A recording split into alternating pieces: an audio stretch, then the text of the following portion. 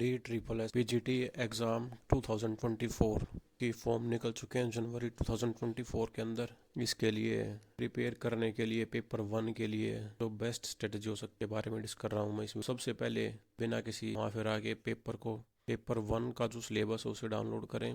Paper 1 के syllabus को download करने के बाद उसको प्रिंट निकलवाएं। वहाँ से 5 सब्जेक्ट अलग अलग आपके, फॉर एग्जांपल अगर आप शुरू कर रहे हैं रीजनिंग टेबल्स का टॉपिक 1 देखिए। आपके पास पुरानी कोई बुक पड़ी है रीजनिंग की को वहाँ से ढूंढिए। अगर बुक नहीं है कोई इशू नहीं है, यूट्यूब के जाइए, सर्च करिए उसी टॉपिक को, 3 वीडियो देखिए। 20 30 40 50 मिनट से ऊपर का कोई टॉपिक की वीडियो होगी नहीं, रीजनिंग के छोटे छोटे टॉपिक्स हैं। 2 3 वीडियोस के बाद उस टॉपिक का क्रक्स समझ में आ जाएगा कि इस लेवल के इसमें क्वेश्चन आए हैं। और साथ में रखिए अपनी PGT paper 1 previous year question papers की एक बुक। मैं सेपरेट लिए हूँ कि रीजनिंग के क्वेश्चंस उसमें यहाँ आए हैं चैप्टर वाइज। फिर वहाँ से उस क्वेश्चंस करिए, उस चैप्टर के कैसे कैसे क्वेश्चंस पहले आए हैं। इसी प्रकार हर एक जो टॉपिक है रीजनिंग का उसको पूरा करिए। इंग्लिश के लिए जहाँ तक बात आती है तो कोई भी यूट्यूब वीडियो वगैरह हेल्प नहीं करेगी इसमें। इंग्लिश के लिए स्पेसिफिकली नीतू मैडम की आती है पेपर 1 के लिए रीजल की, तो उसको उठाओ। रीजनिंग के लिए इंग्लिश ये है नीतू सिंह की बुक के अंदर से आपको सिनोनिम एंटोनिम भी मिल जाएंगे आइडियम। और ज़्यादा आइडियम फेजेस के ऊपर इन पे ज़्यादा जोर देने की आवश्यकता है। जो बाहर से आएगा तो वो कहीं से भी नहीं आएगा, बहुत नॉर्मल इसके लिए प्रिपेयर करना है। क्योंकि तैयारी कितनी भी डीप कर लो तो उसका वो फायदा नहीं है ना। लिमिटेड क्वेश्चन के लिए आप कितना एफर्ट कर रहे हो उस चीज़ को भी स्मार्ट स्टडी के तौर पर इसको देखना हमने। अगला है मैथमेटिक्स का। मैथमेटिक्स में भी सिंपली वही फॉर्मूला आपने यूज़ करना है। अगर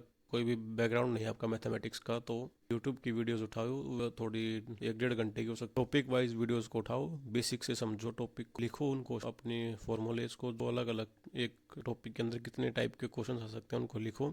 और फिर प्रीवियस ईयर बुक के अंदर देखिए किस प्रकार के आए हैं। को जिसका पहले कोई बैकग्राउंड ही नहीं है मैथमेटिक्स का उसके लिए 12 एक सवाल भी ठीक हो जाएंगे, इसमें बहुत बड़ी बात है। जिसका बैकग्राउंड है पहले से ही मैथमेटिक्स का तो वो क्वेश्चंस को और ज़्यादा, कोई एसएससी की टायर 1 की बुक है उसको आराम से कर। मैथमेटिक्स को वीडियोस देखो जिसको नहीं पता, उसके बाद प्रीवियस ईयर पेपर देखो। प्रीवियस ईयर पेपर्स को ये देखो टाइप्स कितने आए हैं, एक टॉपिक के ऊपर कितने टाइप के क्वेश्चन आए हैं, हिसाब से फिर फोकस करो। उसके बाद हिंदी को भी आप ऑनलाइन बड़े आसानी से देख सकते हो। हिंदी की कोई बड़ी हो आपके पास पुरानी, या फिर स्पेसिफिकली पेपर 1 के लिए जो प्रीवियस ईयर उसके ऊपर करो आप। ठीक है, टॉपिक्स को पहले करो। मैथमेटिक्स या रीजनिंग जैसे आपके पास, या इंग्लिश जैसे जो कि एसएससी से बहुत मिलता सिलेबस है इनका, तो उसकी बुक्स लो, वहाँ से करो बहुत प्रिलिमिनरी स्टेज का। के बाद वीडियोस देखो उनकी, के बाद प्रीवियस ईयर पेपर देखो कैसे प्रीवियस ईयर पेपर आए हैं।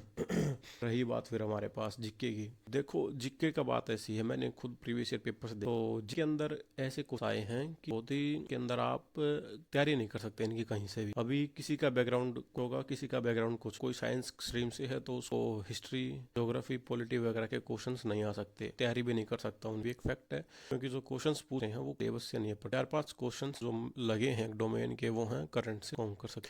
बाकी हमारी जनरल नॉलेज के ऊपर है कि हमने कितना पढ़ा है, अभी हमने कितनी अलग अलग डोमेन्स के अंदर स्टडी करी है, तो वो अपनी इंडिविजुअल कैपेसिटी ही देखी जाएगी इसमें कि किसको अपनी नॉलेज आती है, उसने अलग अलग डोमेन्स को स्टडी किया है। जनरल अवेयरनेस को वाक्य में ही जनरल अवेयरनेस टेस्ट करता है ये, पर क्योंकि इतने सब्जेक्ट्स को आप लिटरली नहीं पढ़ सकते, जो पढ़ेगा वो मूर्ख है, तो जो है वही है।